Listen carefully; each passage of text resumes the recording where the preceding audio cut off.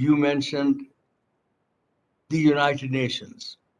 United Nations, as you know, can be paralyzed. And sitting in the Security Council, which can only take action, it's not going to happen. So are you suggesting that we ask the United States government, especially, that has got some pressure, possibly, that can be meaningful against the Bangladesh government? Or are you asking that the civil society take action? Or are you saying that all of us should continue putting pressure upon them? Thank you, Professor Nanda. To be sure, all of us should be working. What I want to focus on, however, is the power. The power always lies with the purse, and the purse lies with the United States. I think there's precedent for preventing countries from participating in certain peacekeeping missions. I know several countries, including Bangladesh, wanted to participate in Mideast peacekeeping missions, but could not because they do not recognize one of the parties. There's precedent for doing that. And I believe if the United States threatened to withhold funds or reduce funds, you don't have to withhold them, just reduce them. Unless there was some better control in who we pay to provide peacekeeping, I think that would have an impact. I would hope the United States would follow its own human rights regulations and principles and not pay people to keep peace abroad when they can't keep peace at home. That's important. But I want to also mention one other thing. I was in Dhaka in 2007 during the military coup.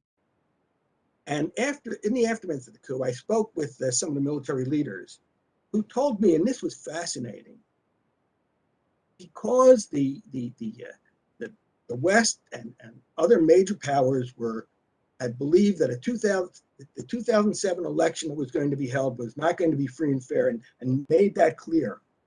Things got to a point where these military leaders believed that the UN was about to join them, and if the UN joined them, the UN might then tell them they can't provide peacekeeping troops. And that was the final straw that caused the military to move. So, thank you very much, Dr. Bankin. My colleagues, Adityanji, Dr. Butler, please go ahead.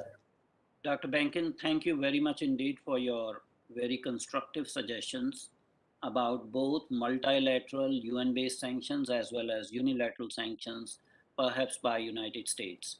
Would you envisage also economic sanctions from European Union, because that's one of the biggest trading partners of Bangladesh? Any comments, sir? Yes, and I think there are two ways to look at this.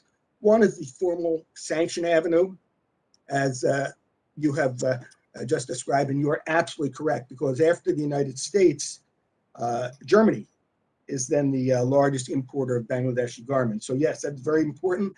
However, there's another way to go as well, and maybe this is kind of the street fighting sort of thing that I'm used to.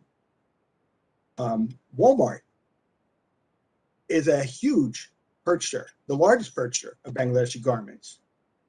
If Walmart felt that their continued purchases or the level of their purchases would have them marked by many of their customers and potential customers as supporters of ethnic cleansing, they might reduce that, or they might tell Bangladeshi government that they will only maintain their imports if in fact something is done about the human rights situation.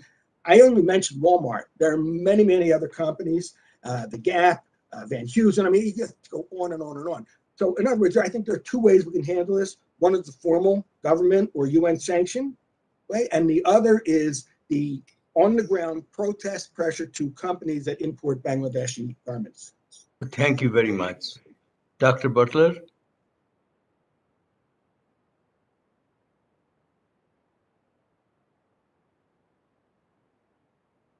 Dr. Butler, have you any question? I think we have lost him. We can move on to the next witness. All right. I think before we go, I need to mention, in conjunction with what you said, and that is that last time when that building fell And along with that, many people in Bangladesh in the garment industry died. At that time, many of these corporations in Europe, in the United States, in Asia, they put a great deal of pressure on Bangladesh. And after that, at least an effort was made that there be some action by the government in order to see that the buildings are safe and people who work in garment industry, they are safely working in those conditions. All right, thank you very much, Dr. Bankan. And next is Professor Chandan Sarkar. All right. At this time, the committee will call the witness, Mr. Utsav Chakraborty. Is that right? Yes, sir. I believe that Go Professor ahead. I Sarkar- think That's correct. that's fine. The chair has difficulty joining, connectivity issue. So we are. I'm here. Utsav is here. All right, Mr. Chakraborty, if you could please raise your right hand, sir. Do you swear or solemnly affirm that the testimony you will be providing today will be the truth, the whole truth, and nothing but the truth, so help you God? Yes. Thank you, sir. You may begin. Thank you, everybody. And thank you for hosting this very much needed hearing. I'm going to speak from the perspective of a much needed redressal that will probably, and I won't say probably, but would certainly help in ensuring that future atrocities against Hindu and other religious minorities in Bangladesh are lessened and to some extent removed. The case that I'll be making for is a global recognition for the much documented, much talked about genocide of 1971. The reason I want to make this case is because unlike many other genocides of that scale that have happened over the past decades, there is no formal recognition of the 1971 genocide that was perpetrated by the Pakistani state, its army, and its collaborators within Bangladesh with such a scale of death and destruction that every other genocide of that scale and much, much lesser scales have been rightly recognized. So this is the case I want to put forward. Genocide is defined in Article 2 of the Convention of the Prevention and Punishment of Crimes of Genocide 1946 as an act of the following committed with intent to destroy in whole or in part a nation, ethnicity, race, or religious group. As such, killing members of the group causing serious bodily or mental harm to the members of the group, deliberately inflicting on the group conditions of life calculated to bring about its physical destruction in whole or in part, imposing measures intended to prevent births within the group, and forcibly transferring the children of the group to another group. Now, what happened in 1971? In March 1971, the government of Pakistan and its supporters in Bangladesh, the Jamaat-e-Islami, as well as other aligned radical Islamist groups, launched a violent operation codenamed Operation Searchlight to crush all pro-liberation activities. General Yahya Khan, the military dictator of Pakistan, while speaking to his top military brass, famously said, "Kill 3 million of them and the rest will eat out of our hands." And 3 million they did kill. Bengalis who opposed Islamists, mostly Hindus, were murdered, mostly by the Al-Shams and the Al-Badr Brigade.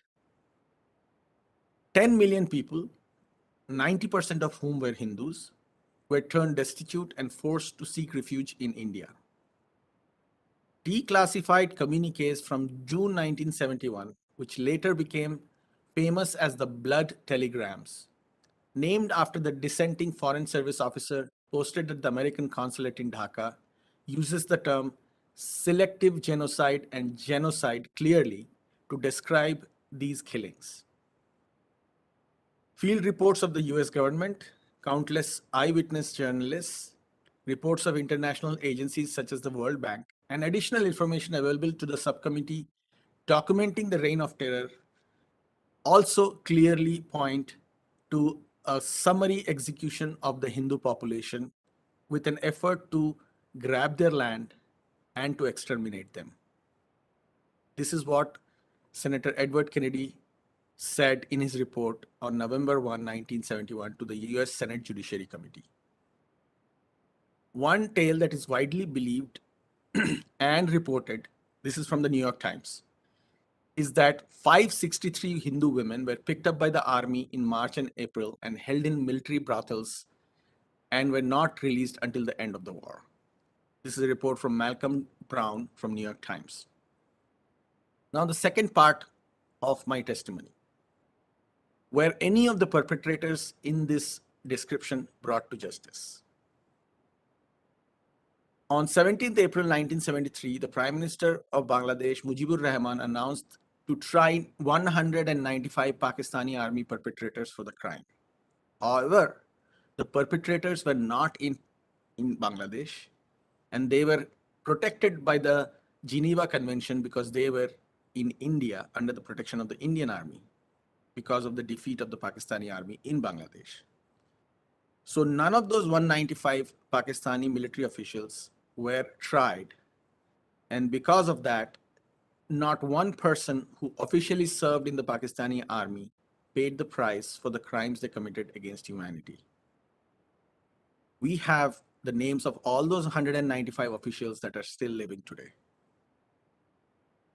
While a few Islamist collaborators who were in Bangladesh were tried and later meted out justice, most of the criminals and war criminals who were from Pakistan continue to live a free and fair life in their own country as well as abroad. Many of them own properties in London and New York. It is my request to the global community that we, as in the American state, as well as countries in EU, apply sanctions on Pakistan if they refuse to give up these war criminals for a tribunal that would be monitored by the international community with Hindu participation. I would also suggest that individuals within Pakistan that had any connection to these acts in 1971 be put under Magnitsky sanctions, thereby seizing any of their property and travel options outside Pakistan. With that, I end my testimony. Mr. Chakravarti, I deeply appreciate your harking back to the genocide of 1971. We had held hearings once before many years ago, and at that time, the two issues that were brought against those Bangladeshi perpetrators were the crimes against humanity and war crimes. And at that time, I raised the issue of genocide, but genocide was not brought at that time a charge against them. And I'm delighted that you have mentioned it, having for many years teaching genocide. I totally agree with you. And I think at this stage, what suggestion that you have, that pressure we put on Pakistan, how realistic do you think that suggestion at the present time is?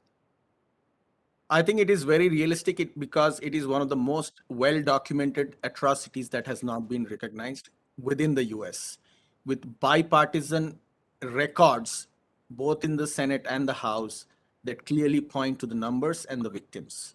It is also important because many of the crimes that are committed against the religious minorities in Bangladesh today are committed because of the feeling of impunity that the crime committers have going back all the way to 1971.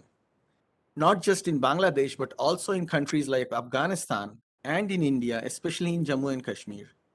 Many of the perpetrators of similar acts, maybe not to the same scale, are done because the people who commit those acts, including officials within Pakistan that were involved in the Mumbai terror attacks, always believe that they can get away with it because they could get away in 1971.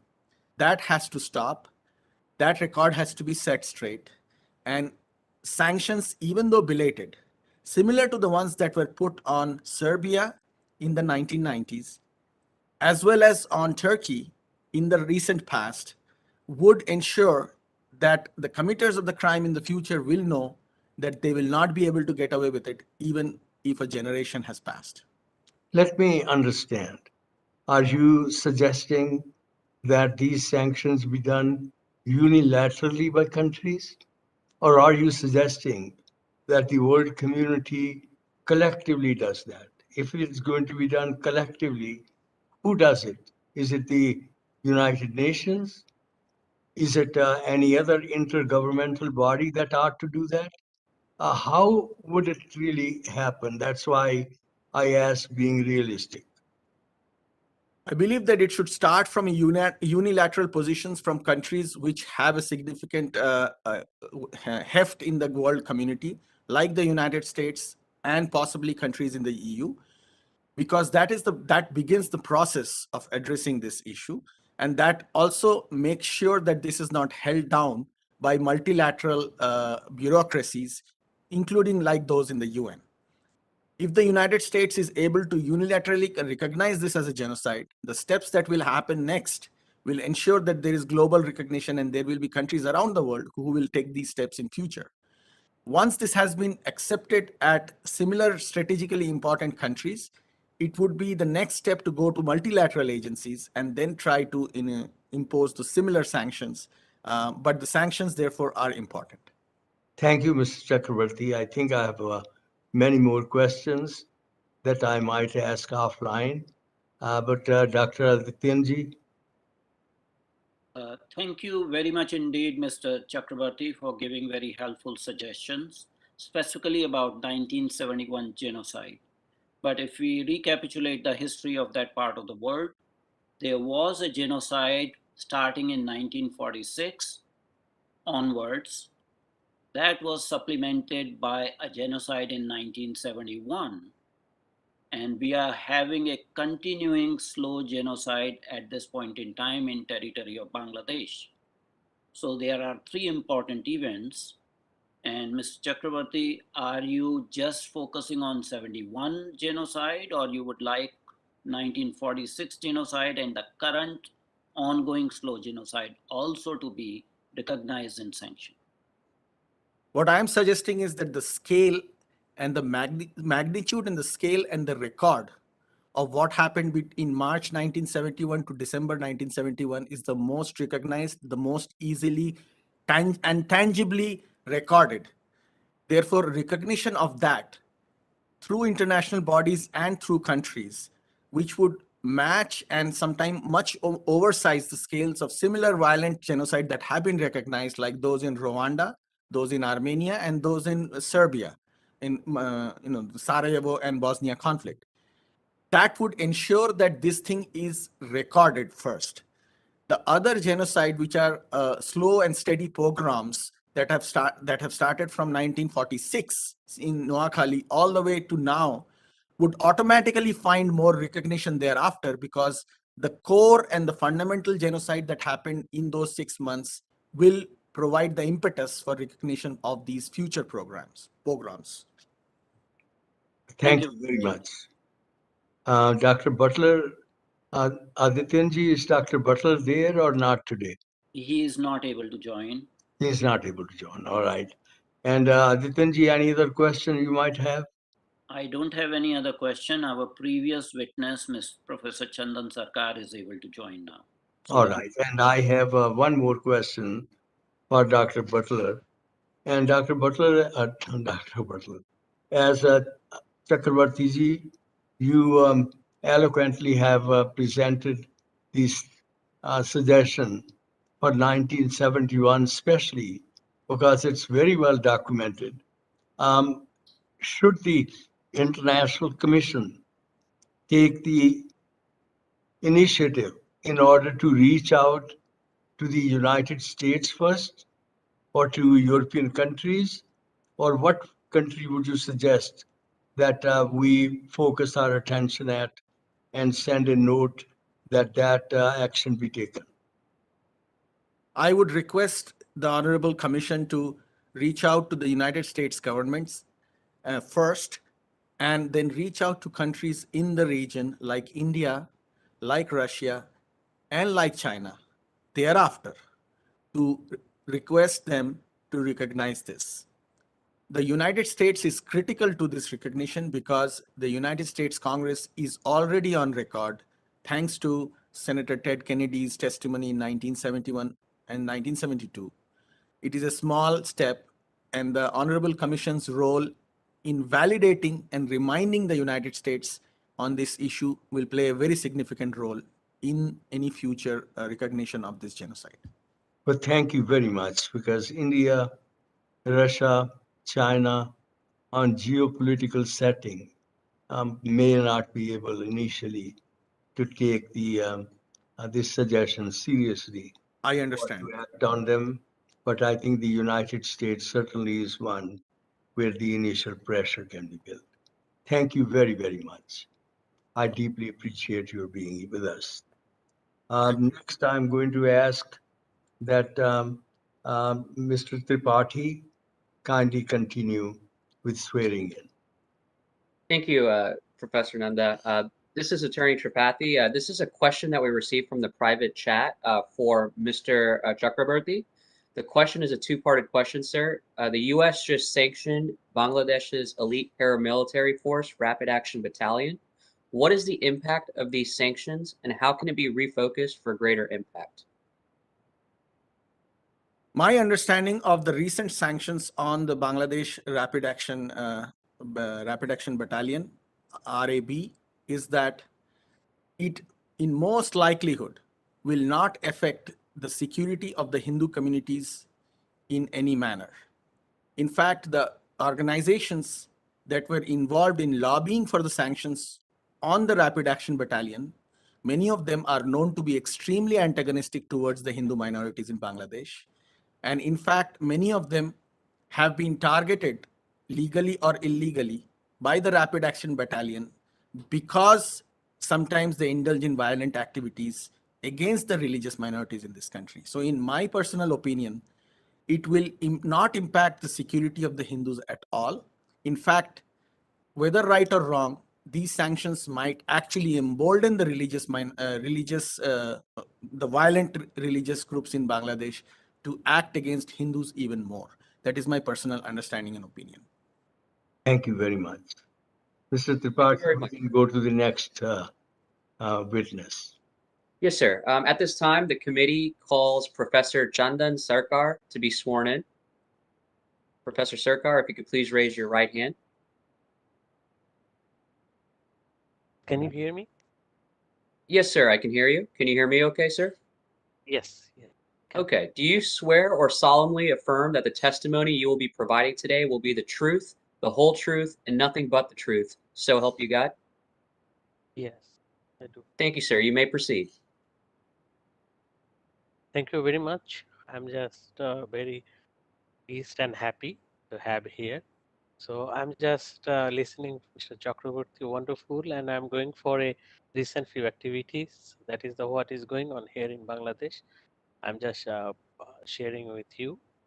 This is the month of December, where actually 30 lakhs people actually sacrificed their life, and then 4 lakhs women have been brutally raped. That's why we just independent in Bangladesh. And the COVID period of time here is a 5.7 million people actually died in all over the world, and Bangladesh in 27, so 28,000 almost. And here in this month, actually, I am just sharing with you some facts regarding the recent. In our constitutions, actually allow to us the freedom of religious. Every citizen has to right to process, practice, and propagate any religious. And every religious community actually there's just established, maintain, and manage its religious institutes. But what actually we see that discriminations on the ground, no one actually discriminate due to their sex, and then regards their origin. But what we see in the Pakistan's introduced in 1965 to 1969 Act, there was the Enemy Property Acts. And then, after the 1971, actually we independent, but still that act was still, and then it is removed 2013. So many Hindu peoples are affected by this state discriminatory law act, and then still we are not just getting the land back. And then you see, recently actually our Indian president actually visited Bangladesh, and that is the temple in the Ramna temple, which is demolished 27 parts in 1971, and it is the burnt reality. Over there is a thousands people has brutally killed and then burned them, destroyed the temple. But after the independence, no one actually come forward to establish and then build up this one is this temple. But that was the actually symbol of Bangladesh actually that period of time. But no one can come. But is India actually come to build that one? We are happy. So now in a Muslims and Hindus community, you see 2.285% Muslim communities increase from 1951 to 2020, 2011 last census. But whereas the Hindus now declining from 22% to like 8.5% in 2011. And then, if this is the going on, this like actually percentage is declining, then 2050 Hindus will be 7.3 and tends to 0.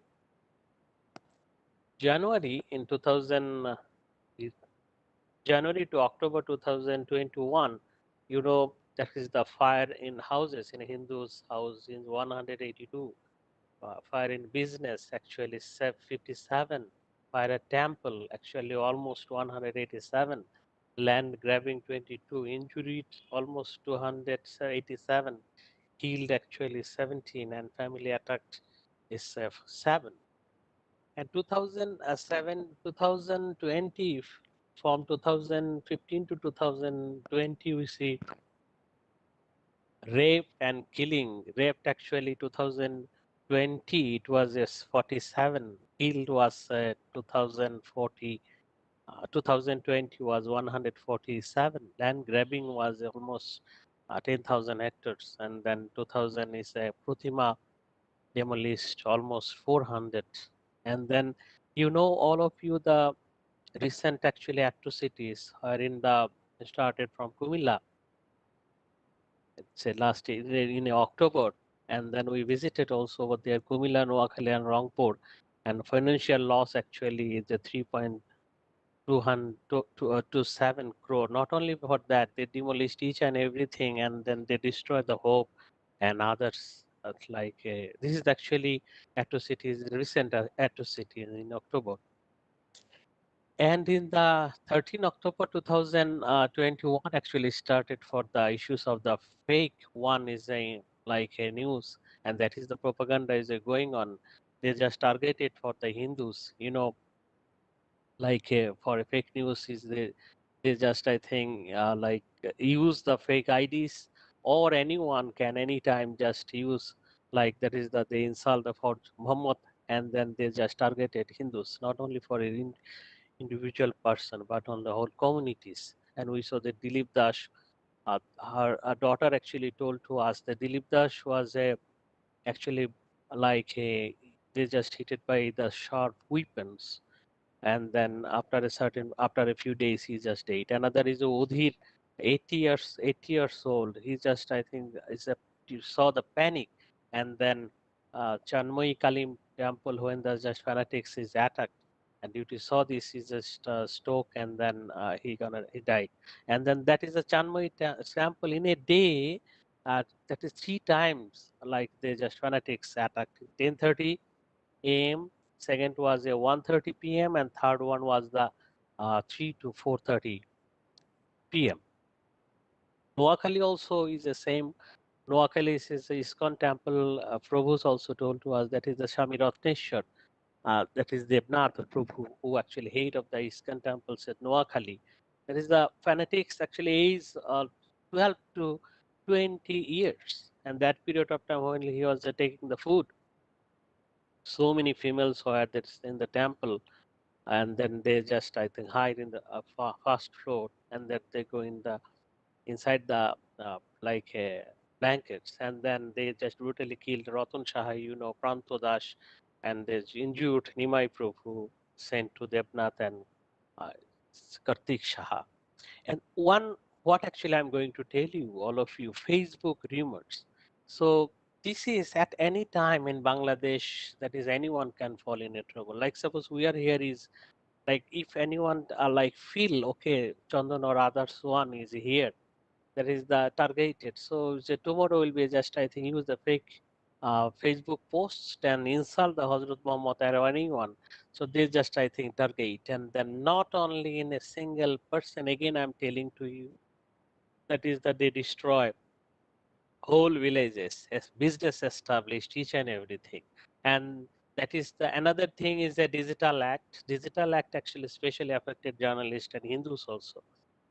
2018 to 2021, 1,560 cases has been filed under this act, and 142 was journalists, 35 teachers, and 184 politicians, and 7 is students. And I'm sharing few students. You see, on October 16, 2021, Gourango De has been arrested under this act. And in Ashit Borman Das village, Daulatpur Upazila, Shalla is same. I say in September, Roma Sarkars in October, was a professor of Bego Badrunnasa under this act. Jivan Bhumik, 31st October 2020. Shubhan Proditush. So another is a like important issues is a like if anyone write anything against the teacher or students, and then institutes also like without anything, then and there they just I think fire and from the institutes. So they are actually they are not a judgment. Before that, their first duty they fire from the institute. After that, they have to just I think check is it true or wrong. So this is going on in like Bangladesh right now. And that is the started from 2012 to Ramu from 2021 in the like 22 districts. Even in Kumilla, 4 times they attacked the forest. Professor Same issues is Sarkar, affected. Professor Sarkar, please conclude your presentation. Thank you Yes, for thank all you, these statistics thank and you. the evidence, and we deeply appreciate it.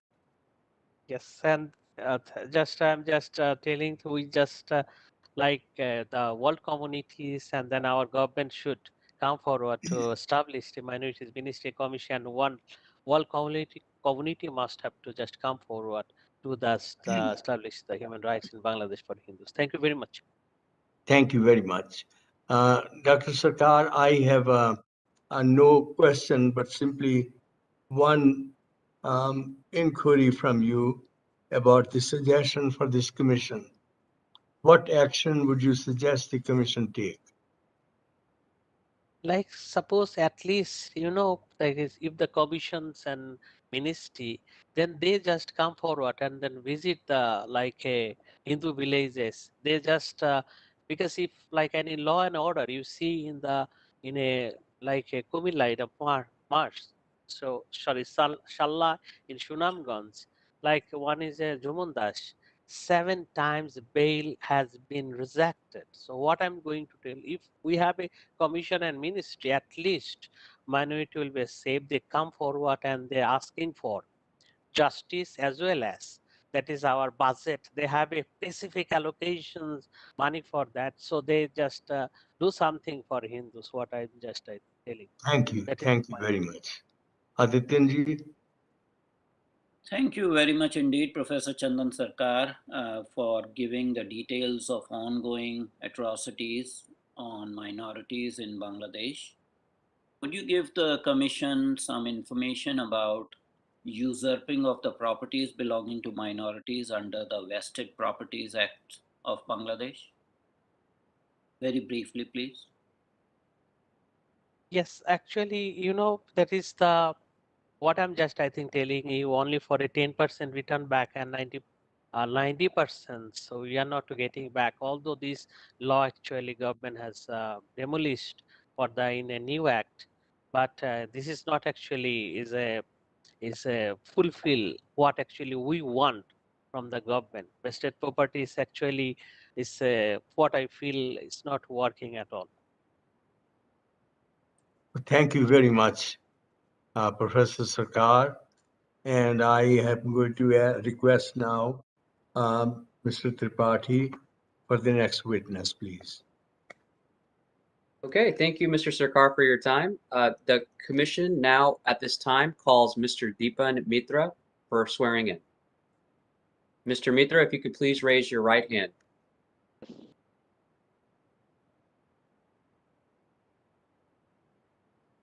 Mr. Mitra, do you swear or solemnly affirm that the testimony you will be providing today will be the truth, the whole truth, and nothing but the truth, so help you God?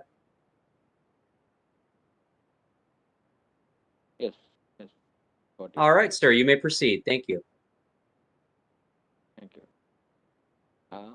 Thanks everyone, actually, for arranging the hearing regarding the issue of persecution of Hindus in Bangladesh. So my previous speaker already mentions almost everything regarding the issue of the genocide of Hindus in 1971, and Professor Sarkar already mentions the recent atrocities during the Durga Puja in October 2021. What was happening in Bangladesh? Yeah. So I'm not going in deep records or data because already mentioned. You already mentioned here.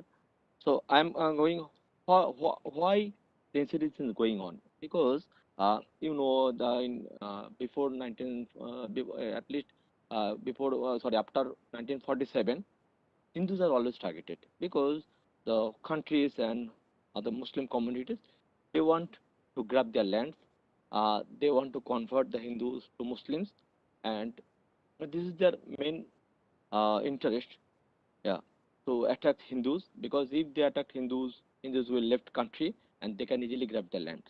And already mentions the what is the Enemy Property Act. After 1965 war, Pakistan government promulgated the Enemy Property Act and they grabbed more than 2.7 million hectares of Hindu land.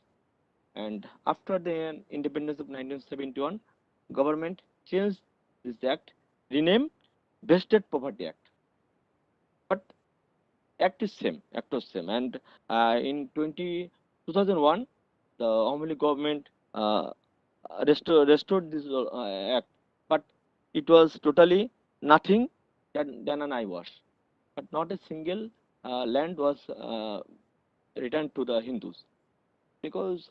And another issues is that the the Professor Sarkar mentions the during the Durga Puja what is happening.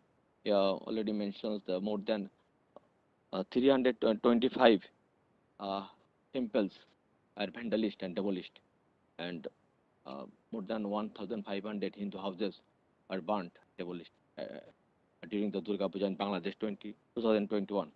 Oh, so, but after the attacks, I am very grateful to you, the whole international community. They raise the issues and they protest the rally. But Bangladesh government arrested many people already mentions the name. Again I mentioned the name Professor Ruma Sarkar, Paritosh Roy, Shobhan Kumar Das, Kartik Chandra Roy, Mrityunjay Majumdar, Ashish Mollik, Shobhan Das, and Ashit Baron Das, and another Hindus are arrested after the attacks of in October because government want to create a threat and fear among the Hindus. If they can create a fear and pressure to the Hindus, then Hindus will not create any voice. If Hindus are silent, then the international community couldn't know what is happening in Bangladesh. So this by the name of insulting Islam, by the name of discrediting Islam, uh, anybody can target it any Hindus and they can create a fake Facebook ID or anyone and then they attack Hindus. And it is continuing. and but not in respect of any political parties coming power. The situation of Hindus is not going better, but I think the atrocities against Hindus is increasing day by day. If you see is in 2021, the attacks on Sharla, the attacks on Shelly village, the attacks on Muradnagar, and at last, the attacks on during the Durga Puja started from Kumilla, and these attacks more than 35 districts affected. Yeah. So these attacks is increasing day by day, and the number of Hindus is declining.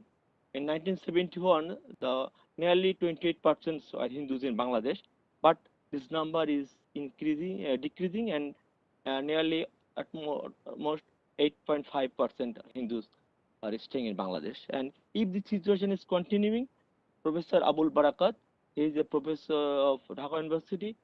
According to his research, he mentions that after 30 years, not a single Hindu will be left in Bangladesh. So I have some suggestion what we can do forward, because Mr. Benkin already mentions Bangladesh is a garments industry.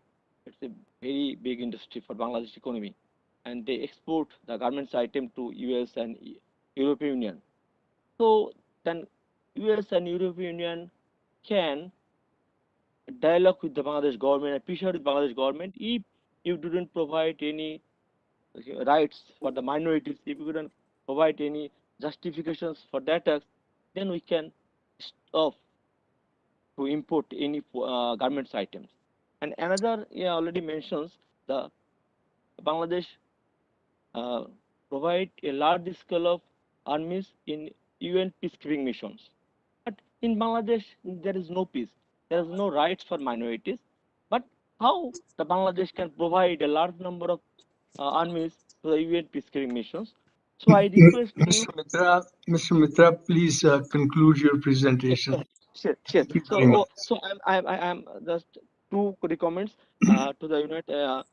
Please raise the issue in UN and European Parliament regarding the issue of persecution of Hindus in Bangladesh, and you provide the raise the issues for refugee status of minority Hindus, because Hindus are always targeted and they have no hopes in Bangladesh. So you raise the issues for provides the refugee status and immigration for the Bangladeshi Hindus who are affected by the extremist group.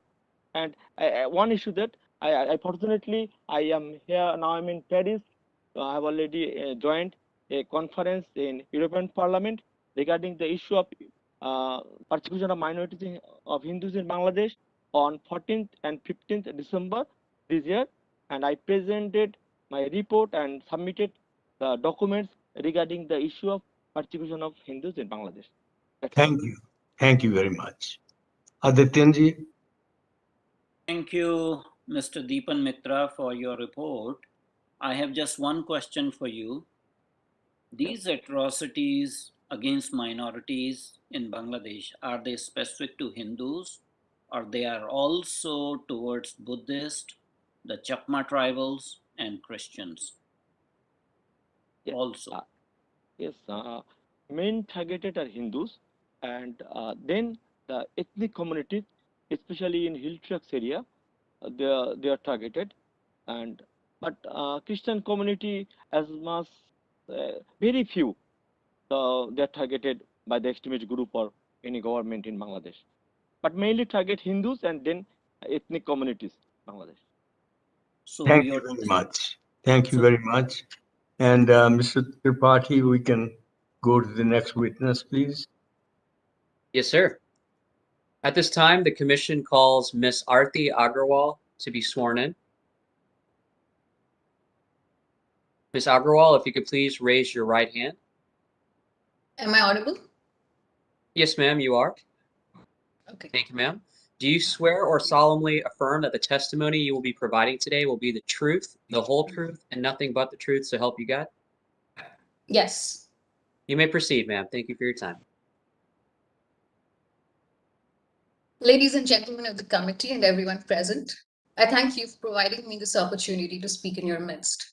I am Aarti Agarwal, an author and researcher and director of ICHRRF Sansthapan Foundation, India. I have worked extensively on documenting violations of Hindu human rights around the world.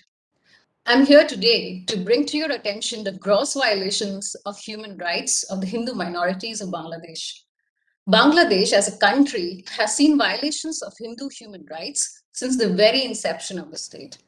The 1971 war saw the brutal murder of at least 2.5 million Hindus, the mass exodus of at least 8 million Hindus, and the rapes of at least 200,000 Hindu women, who were all selectively targeted by the Pakistan army and extremists based on their religious identity. Since the formation of the state, the population of Hindus in Bangladesh has been dwindling, down to 8.5% as per the 2011 census, from 18.5% in the 1961 census. As per the studies of Dr. Barakat from 1964 to 2013, approximately 11.3 million Hindus left Bangladesh due to religious persecution. At least 22 indigenous groups have disappeared from the country. Shantu Larma, the chairman of CHT Regional Council, claims that over 50 indigenous groups are on the verge of extinction. Bangladeshi Hindus have faced 3,679 attacks in 9 years. That is more than an attack per day on average for 9 years at a stretch. This shocking pattern of ethnic cleansing has continued unabated for years, and the recent wave of violence against Hindus from 13th to 24th of October 2021, it is an example of what Hindus face in Bangladesh. Starting Durga Puja, Hindu religious festival, more than 14 Hindus were brutally murdered. At least 1,650 homes were vandalized and arsoned. At least 343 Hindu temples were vandalized and gutted. More than 26 Hindu women were raped, including minor girls. Women had no role to play in this conflict, real or imagined. When women are raped based on their religious identity, it is an act of hate and hate alone. This type of ethnic cleansing is reminiscent of the persecution of the Jewish community by the Nazis in the 1930s, right before the complete Holocaust. Ignoring this persecution is tantamount to ignoring the persecution of the Jews in the 1930s. Non-recognition of ethnic cleansing facilitates further genocides.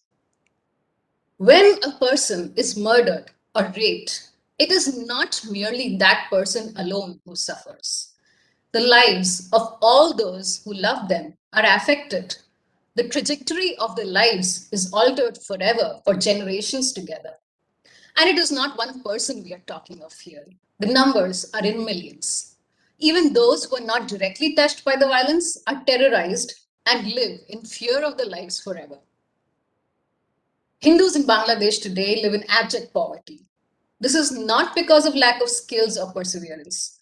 It is because of decades of persecution and discrimination faced by them, generation after generation. Crossing national boundaries with only the bare essentials on your back is an act of desperation, a desperate attempt to save your life. These are people who are migrating into an unknown country on foot without any resources. They have nothing to look forward to, no future, no rights, no guarantee of being given refuge. They do it as a last resort just to live. It is worth noting that the Bangladeshi Hindu immigrants in India do not have the legal status or rights of a refugee, even though they are migrating only to save their lives. I asked the ICHRRF to rectify this. When perpetrators go unpunished, it is a strong signal to their supporters to continue the heinous crimes, thus forming a vicious cycle of crime and no punishment, in which Hindus remain trapped.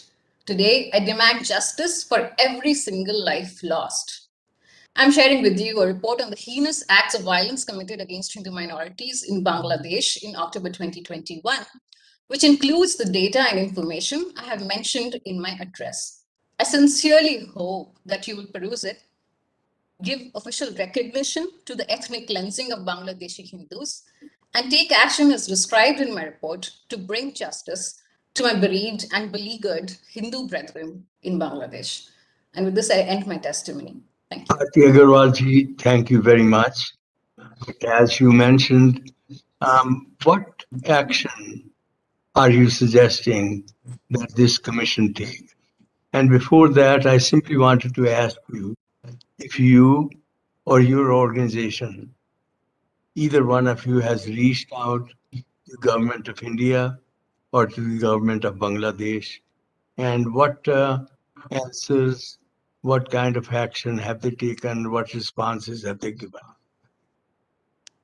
Right. Thank you, sir. So I do not want to be repetitive. So apart from what has already been suggested on the panel by the previous speakers, I want to suggest actions like legal status as a refugee to the Bangladeshi Hindu immigrants in India, and support, financial support for them to rebuild their lives. So as I mentioned, at least 1,650 homes have been vandalized in Bangladesh. Now these people are homeless, they're penniless, they do not have any form of support, including financial support. So I also ask one international community to support these people to rebuild their lives and their temples, to rebuild their temples as well.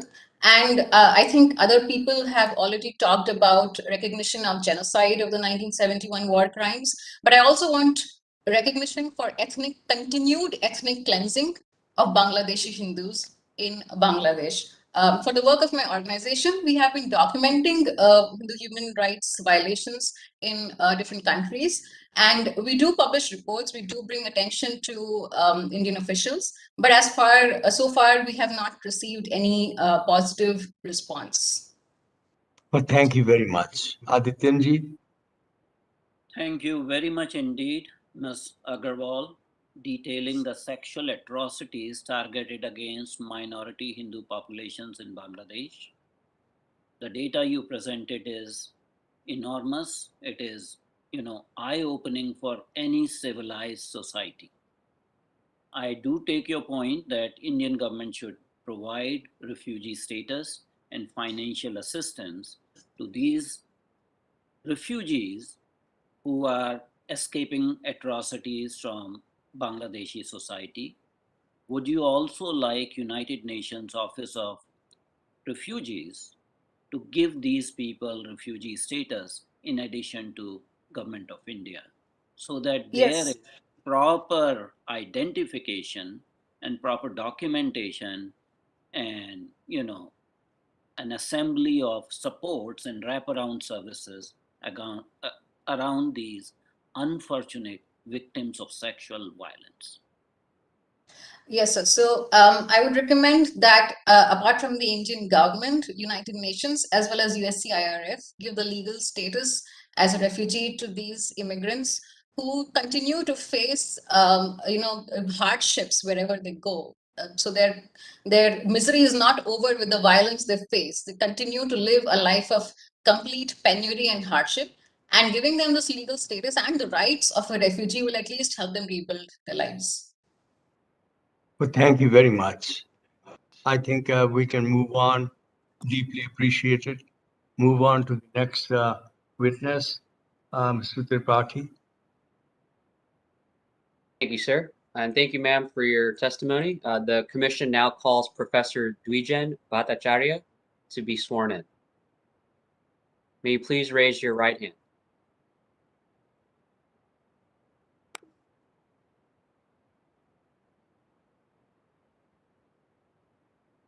Professor Bhattacharya, do you swear or solemnly affirm that the testimony you'll be providing today will be the truth, the whole truth, and nothing but the truth, so help you God? Yes, I do. Thank you, sir. You may proceed. Mr. Chair, distinguished witnesses, and dear attendees, before I start, I must acknowledge one little thing here. Professor Nanda came to one of our meetings in Montreal in 2005 on December 20th, and what he said there about the situation of minorities in Bangladesh still reverberates in my ears. Good morning. The title of my presentation is The Existential Threat Facing Bangladesh's Religious and Ethnic Minorities, as well as its democracy, due to the government policy of appeasing the Islamists. Now, if you could allow me to share my screen, I would like to play one video clip.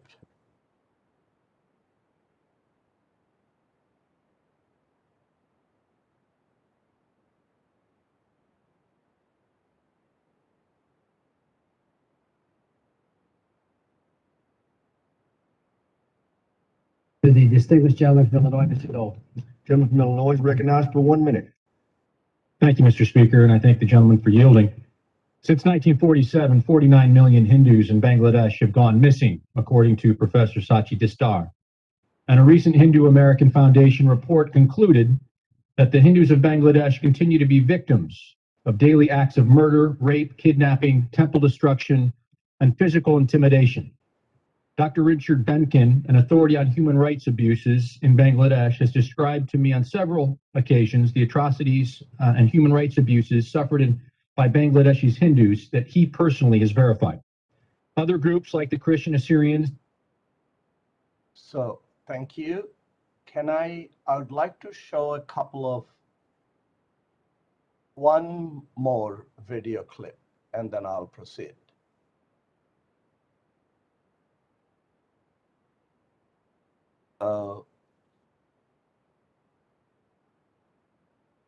Can you see my screen?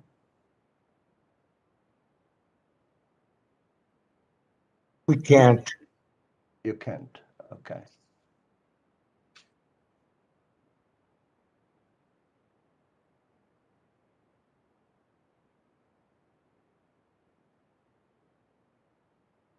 Okay, let me see. Just 1 second.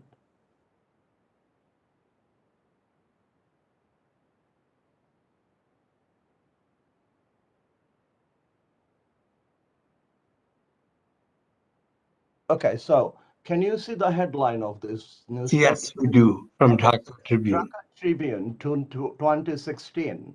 And Professor Barakat has been referred to more than one testifiers today. And he's a famous economist, statistician, and has extensive research on Bangladeshi minorities. It's like 30 years of research and multiple published books. And he says, no Hindus will be left after 30 years in Bangladesh. And he has 30, it's based on his current rate of exodus, which is 774 people per day. So now, I had many other things to show you, the scales of atrocities, but I'll read them out to you because the delineation part has been extremely well done by the other speakers, reducing my burden, and I'll focus mainly on the solutions. So Bangladesh's religious and ethnic minorities and its secular democracy are both facing existential threat from the Islamists.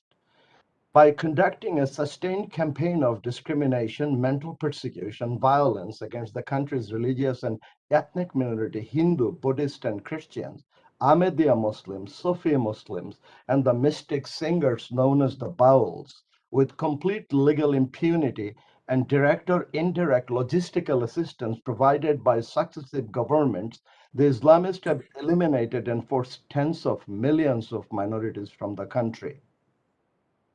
This vicious campaign of ethnic cleansing has included blatant discrimination, daily humiliation, looting and burning down of their dwelling houses and businesses, land grabbing, eviction, desecration and destruction of deities and temples, brutal torture, arson, kidnapping followed by rape and forced conversion, mass rape, burning people alive, and grisly murders.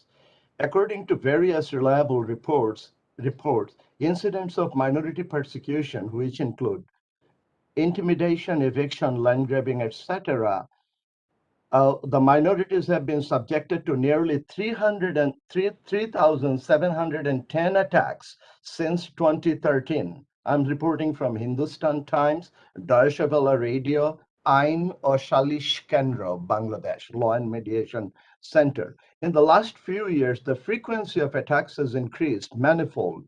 This escalation in violence has accelerated the process of minority exodus, resulting in a steady decline in their representation in the population, which in turn has hastened the process of transforming the country into another monolithic Islamic state like Afghanistan or Pakistan. The first time in history, after the recent spate of violence during the holiest of Hindus' religious festivals, Durga Puja, the Prime Minister, for the first time in history, took to the TV and promised to take serious action against the minorities, against the criminals. But a few days later, she had her Foreign Minister, Momen, put out a statement in the Foreign Ministry website, all but denying that anything happened at all. We were not surprised at all because the minority persecution has always been denied, and the victims of persecution have always been denied justice, except for 2 or 3 cases. No minority persecutor has ever been prosecuted and punished since the country was born in 1971. At the directive of the High Court, Prime Minister Hasina had instituted a commission called the Sahabuddin Jaz Commission. The commission submitted its report, which has a list of several thousand criminals who perpetrated crimes against Bangladesh's minorities, but the Prime Minister has refused to even publish the report in the form of a gazette, lot less starting the prosecuting and punishing them. The reason for this is that the victims are minorities, they're non-Muslims.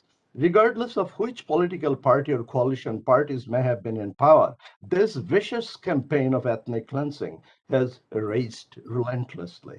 Each government has discriminated against them in employment, denied them justice, and seized 2.8 million acres of land through the Enemy Property Act, subsequently renamed Vested Property Act, euphemistically.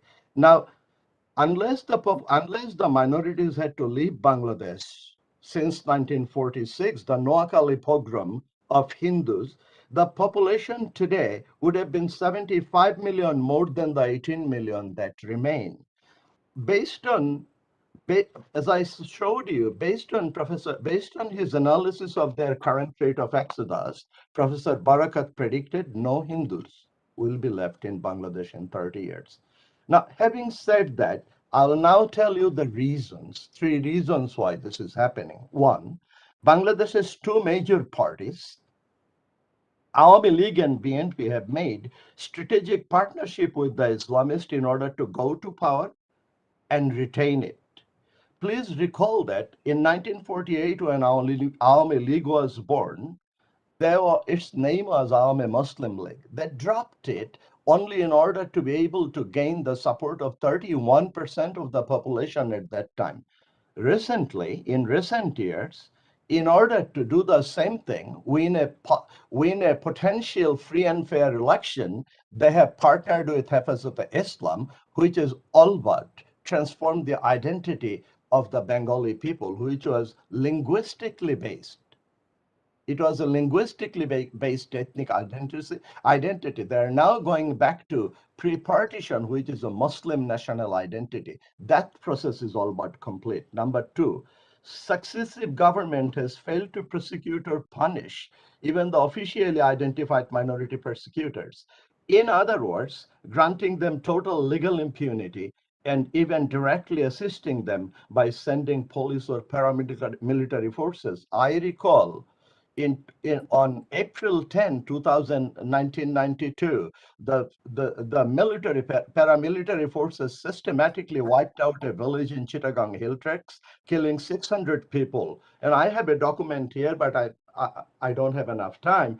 That's a document signed by 17 US congressmen, including our Nancy Pelosi, urging Khaleda Diya to address the situation. Nothing has been done. Number 3, government's promotion of Wahhabi Islam in Bangladesh consistently, recently by building 560 mosques and allowing them, the Qaumi Madrasa people, to denigrate the Hindu non-Muslims by comparing and likening them to animals, dog pee, and even suggesting they have competence deficit. These are the 3 reasons. Ladies and gentlemen, I will now go to the solutions.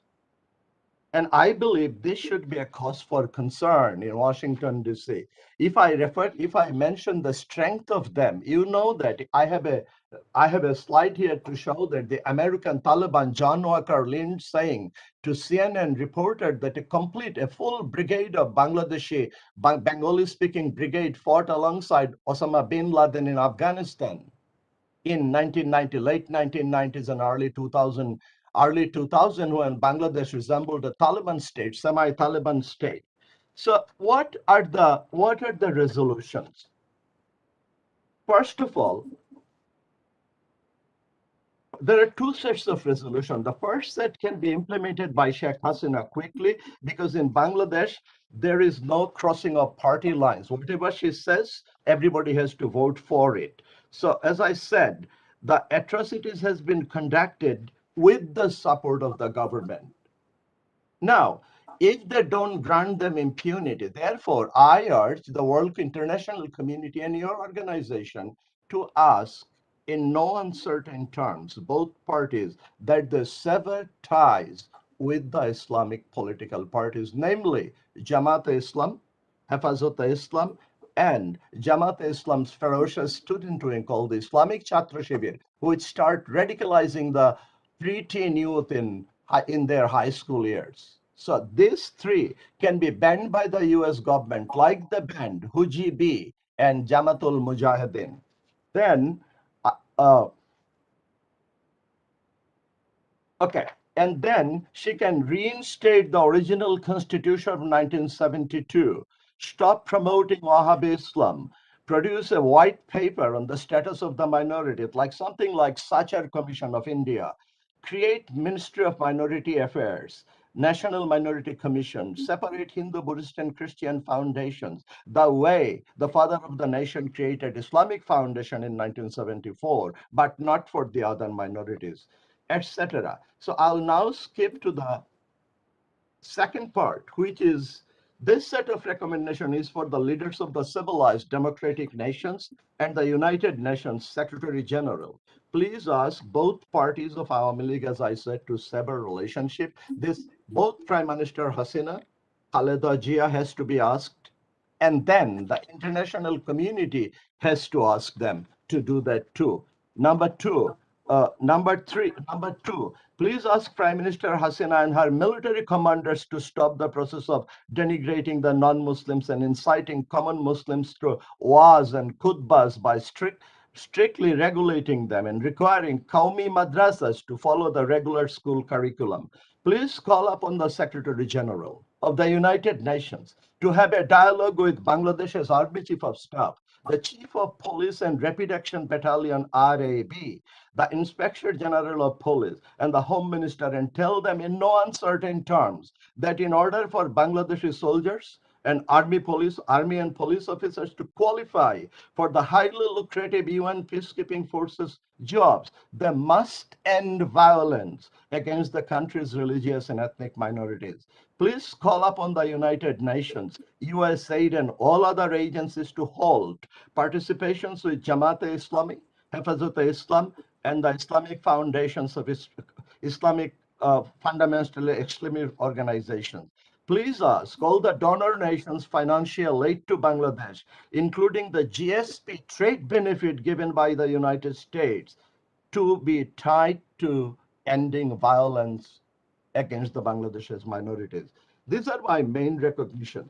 I also want you and the world body to recognize the 46 pogrom, starting with 46 pogrom of the Hindus through 1971 genocide as a genocide. And then this is what I want to say to conclude my paper.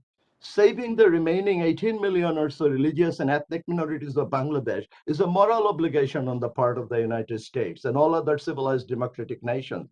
And as a Bangladeshi American, I believe containing Islamic extremism in Bangladesh is particularly in America's own interest because the United States of America is every Islamic jihadist's primary target. And we have already seen dozens of radicalized Bangladeshi jihadists have acted to hurt American interests on its soil. I'm almost done. Bangladesh's religious and ethnic minorities deserve your assistance, sir. They need not beg for it. And this is When I say this, I'm quoting Professor Beth Prakashananda, what he said 20 years in 2005 in our meeting. Survival with human dignity and safety of their women folks, life and property is their human right. They need not beg for it. It is our moral obligation to make sure that they are not denied them. I fervently hope the leaders of the community of civilized nations, the United Nations, the donor nations, and human rights organizations such as yours will take my recommendation seriously. I want to say, echoing Selig Harrison, who appealed to the US government and its lawmakers in 2006, I believe, quote, get a grip on Dhaka, end quote, and start, quote, do not write of democracy in Bangladesh yet.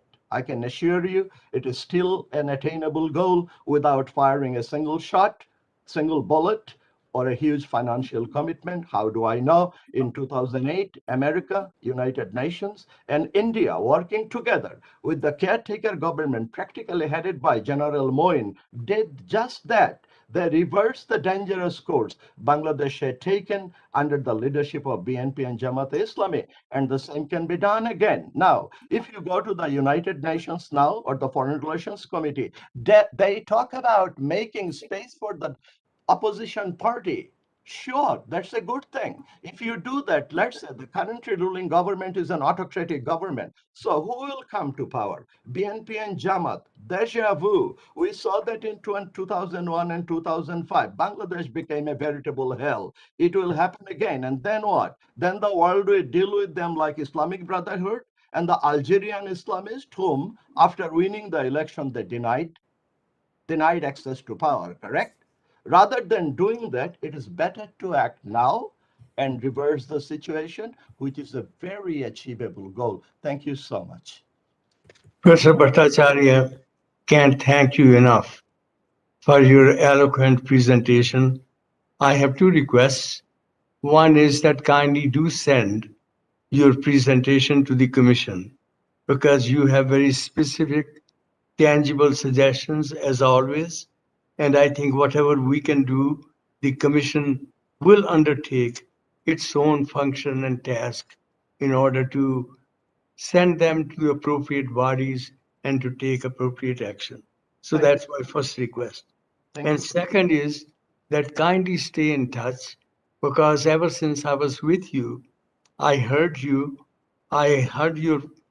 not simply talk, but you're from very heart, the kind of passion and consistent, continuous kind of um, progress and journey for human rights. So my deep appreciation, my Sadar Namaskar to you, and I simply want you to know that I have followed again, that you have been continuing to do that. And since then, I have not stayed silent either. You haven't heard a whole lot, but from the ambassadors from Bangladesh to the prime ministers there, through the United Nations, through the United States, making my own humble effort in order to see that things happen. I did not ask a whole lot from the government of India, because the government of India seems to have its own hands tied up. But government of India also needs to speak. So the second request that I have is kindly stay in touch, and the Commission would be deeply grateful to you for your help. Before I give to Adityanji, I simply want to say two things. I've been following the chat, and there are a couple questions that I need to answer. And also, Mr. Sarkar, you wanted to say a couple words. Another Scar, Yep, you have the floor before we go, and before after the Adityanji has spoken with Professor Bhattacharya. So Bhattacharya ji, again, my deep admiration and my Sadar Namaskar. Professor Nanda, I have some colleagues here from your Montreal lecture in our meeting, which are Mr. Rupkumar Bhaumik, Oh, Bidut wonderful. Shankar, Yes, Bhumik is here. Dilip Nath is here. They all join me to express our profound gratitude to you. We are also grateful to Mr. Clemens, who helped us immensely in continuing this effort. I'm enormously grateful to this organization. Aditanji, all the attorney, all of you, thank you so much for this is such an important event for us. Thank you so much. Would you kindly I'd give like my to have your warmest email, regards? Professor Nanda. It has been my dream to contact with you for the past Thank you. 15 years. So Thank if you could put your email, I'm sending a message to you. I need your email. Thank you very much. I will. And Thank kindly give my warmest regards to Thank you. them. Thank And you. back to Adityanji, and then I'll say a couple words. Thank you. Thank you, Nandaji. You give me the opportunity to speak myself. I heard Dr. Bhattacharya and also all of your comments and discussion. I thank you very much. From 2001, you are with us for the supporting of Hindus of Bangladesh atrocities. We cannot thank you enough. But there is one question just I want to tell you. We are nobody in Bangladesh. You realize in the name of secularism, they killed our identity. There's no minority status. And we don't enjoy citizen status either. We are not getting the benefit as a citizen of Bangladesh, minorities especially. It is time, within 50 years, on the population decreased from 28% to 8.5%. It is a factor. Now, it's time to ask Bangladesh government as recognized as a minority. With the recognition, we can ask for protected land, protected area, or reserve to keep our identity, and also we can ask for separate election or separate representative from my community, minority communities, who can speak in behalf of us in Bangladesh Parliament, or we can raise our voice. Number 3, we can ask for separate minority ministry. Separate minority ministry will gonna take care of the vested property and all the properties left by the peoples who refuse to go to India, to refusing, and that property and stuff have to be taken care of the minority commission. Number 4, the people was forced to go to India as a refugee, took the refugee to the property behind, and their business is was left behind, was taken by the government as a enemy property in the act of enemy property law. That property have to bring these people back. If we can ask UN to send all the refugees from Myanmar or from Rohingya refugees to go back to Burma. So why, in the same act, why we cannot ask Bangladeshi refugees to refuse to India to bring them back, give their property back, give their citizenship back? This is the whole new way to see solve our problem. It have to be recognized as a minority, because if we are nobody, we're going to get extinct from this society, from the map of Bangladesh. Pakistani Hindus, like Afghan Hindus, we don't want to take refugee in India. We don't want to leave our motherland. Why I have to force myself to leave my motherland, my ancestral and generation to generation, hundreds of years, thousands of years? We will live here. Shekarji, thank you. Thank you very, very much. And I think before we proceed, and I have got a couple things, and there are other people, Dr. Bankan wants to say something, and a couple other people, but Adityanji, please go ahead. And my apologies because Adityanji had, I'm sure, some questions and comments for Dr. Bhattacharya. So Adityanji, please go ahead. Thank you very much indeed, Professor Bhattacharya, for your eloquent testimony and your cogent suggestions as to how to tackle it. We do have your initial report. If you want to submit any supplementary report, the Commission will look at it. Just as a piece of information, all our witnesses have submitted some material in the form of a written report or PowerPoint presentation. The Commission will consider all that material in creating a special report, which our Executive Director and Special Rapporteur for this event, Mr. Carl Clemens, will finally write under the supervision of the Special Hearing Committee's chairperson. So there is still some time for witnesses, audience members to give their suggestions as well as supplementary information and documentation to the Commission through our Executive Director, Mr. Carl Clemens. I do not have any further questions for Mr. Bhattacharya. I do know that Dr. Richard Benkin wants to make a special mention.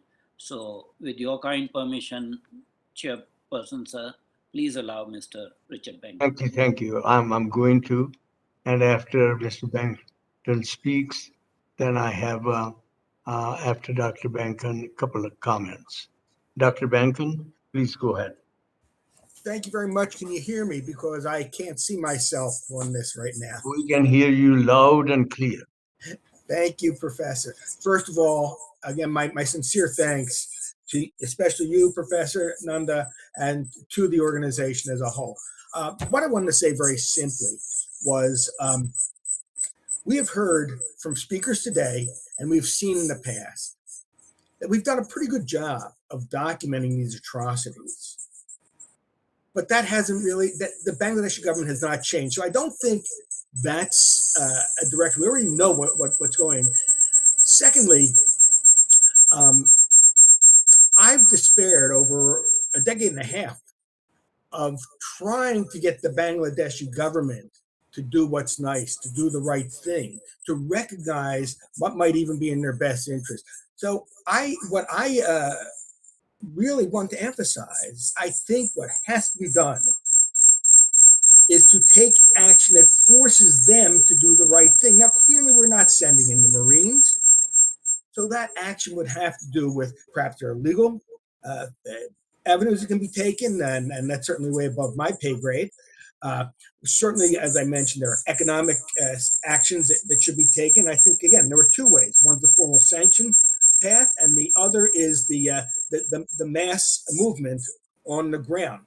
But I don't think the Bangladeshi government will change anything unless we force them to change it. In that regard, I want to mention to the committee that I've developed over the last several years, and you saw the example of one of them recently. I've developed over the years a really decent number of U.S. legislators, both parties, both in the House and Senate. In fact, both my minority and majority reached out to me recently to help them with questions to the nominee to be the new ambassador to Bangladesh. So I have a lot of people that recognize this, that know we can do something, that want to do something about it, that recognize the great leverage the United States has. And I am very happy to work with this organization and to work with my contacts in the House and Senate. So in fact, the United States can take action that will get the Bangladeshi government to finally do the right thing, because they're certainly not going to do it on their own. Please believe me, they will not do it on their own. And it doesn't matter if it's Sheikh Hasina or Khaled Zia, they're two sides of the same coin. Thank you very, very much for allowing me to speak a little more. I can't hear you, Professor. I can't.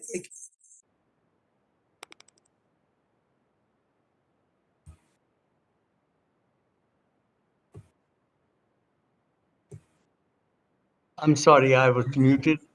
So I simply want to say Thank you, Dr. Benken. And Mr. Clemens, I see another hand up. Is there somebody else who wants to say a couple words? Professor Nanda, this is Rup Kumar Bhaumik. Oh, Bhamikji, namaskar. Namaskar. It was, wonderful to see you again. I'm overwhelmingly very emotional because I don't know anyone in my life who was so kind for the destitute, oppressed people of Bangladesh, who has been so kind, who has been in our various meetings for the period of time.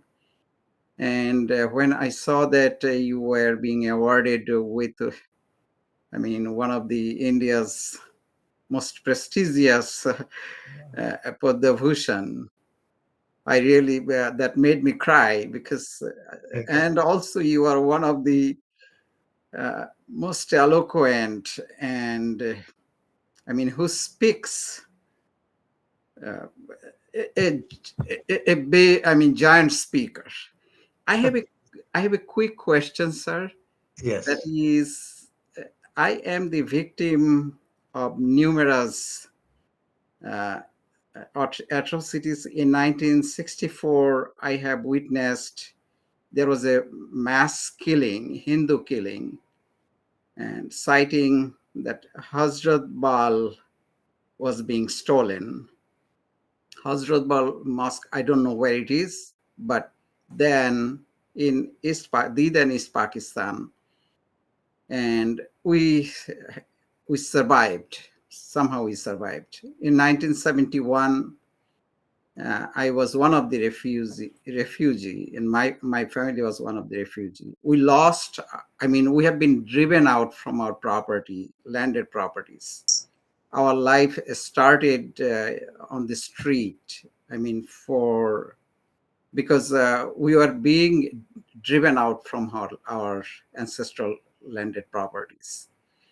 And as it was, I think you know, but don't know much about the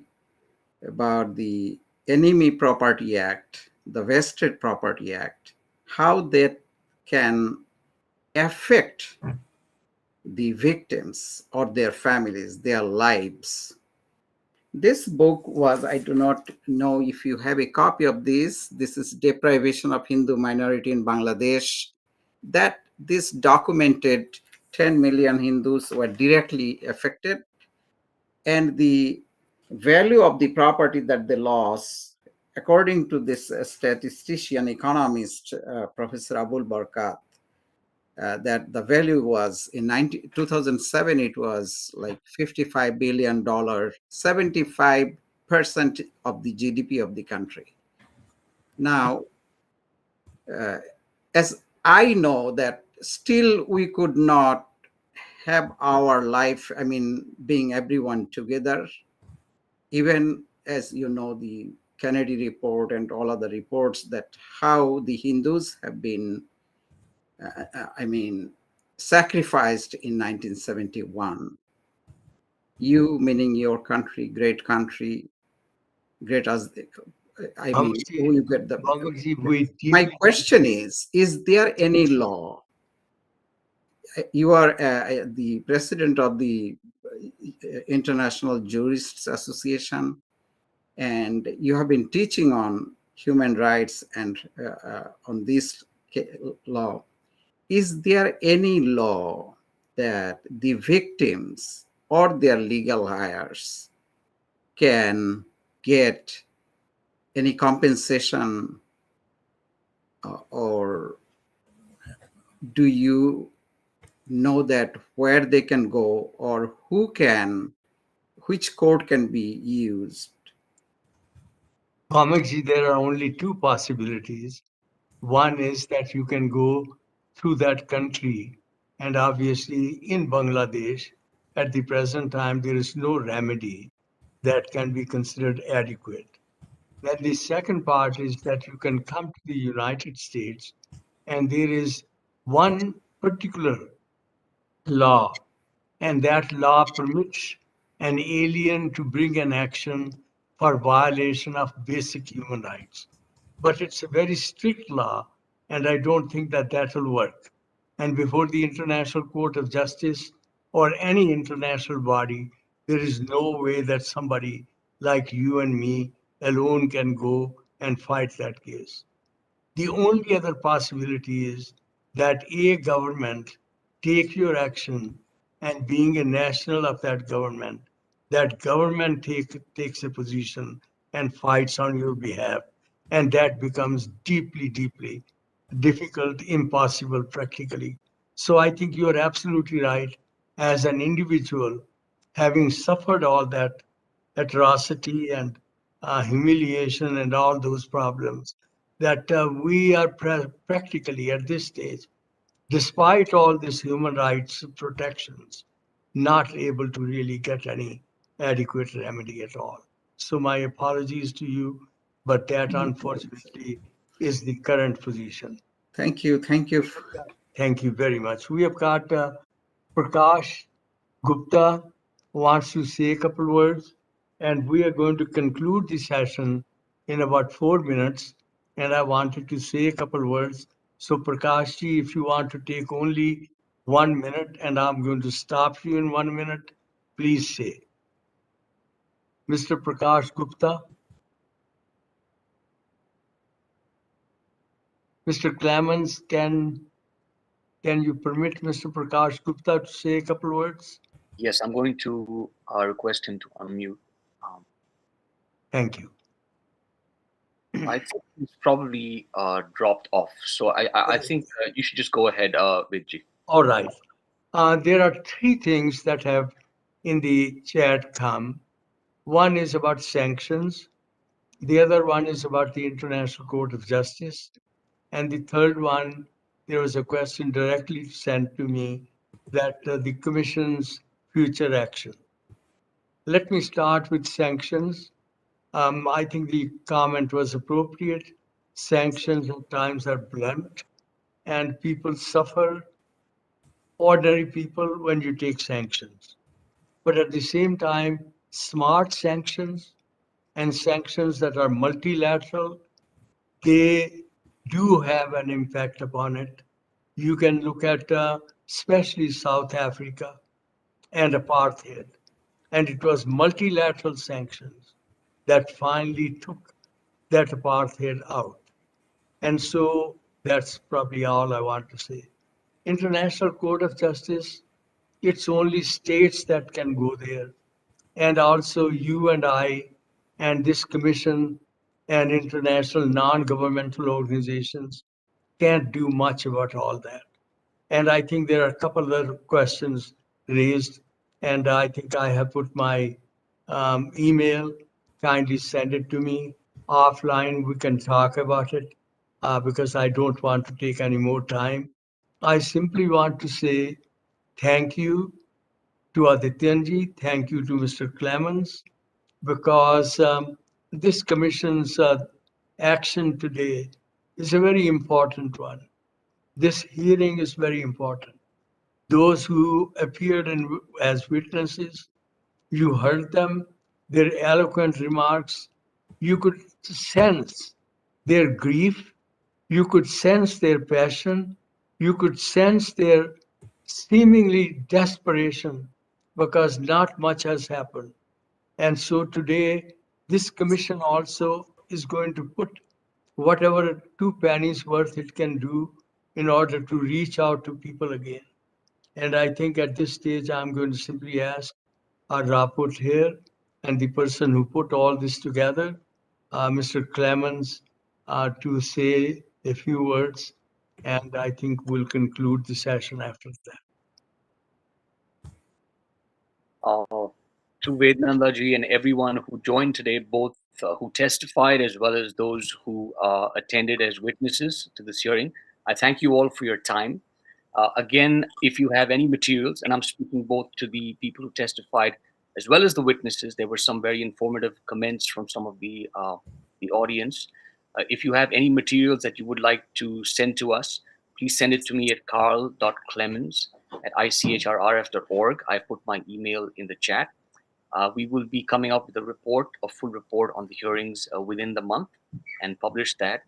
Also, this hearing has been recorded and it will be uploaded to YouTube by tomorrow morning.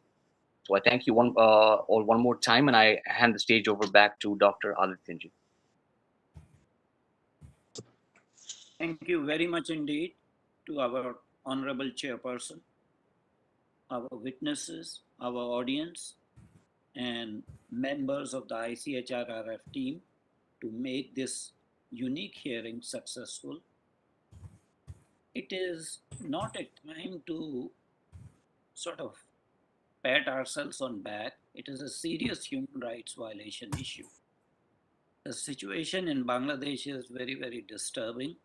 The commission will compile the report and start taking concrete action at country level, at international level, and at multilateral level. Wherever we have some outreach, we will do our best so that the continuation of atrocities on the people of Bangladesh, especially the minority Hindu population of Bangladesh, ceases forthwith. We have come to end of our time.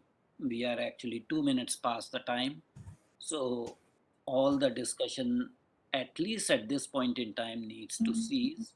We can have our ongoing discussion offline and in the form of email or phone calls or chats.